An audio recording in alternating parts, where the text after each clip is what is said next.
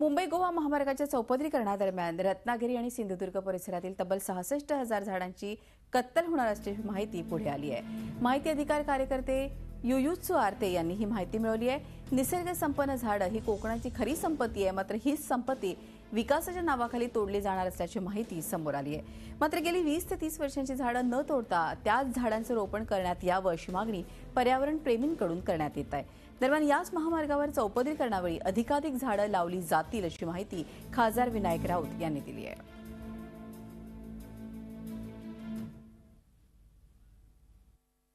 महामार्ग ज्या रत्नागिरी सिंधुदुर्ग जिल्ह्यात जातो त्या दोन्ही जिल्ह्यातली मिळून साधारणपणे 66,000 हायवे करताना ह्या झाडांना आपल्याला वाचवता येतं का, हा फार महत्त्वाचा प्रश्न आहे। ही झाडं वाचवणं म्हणजेच निसर्गाचं सौंदर्य कोकणचं टिकवण्यासारखं आहे।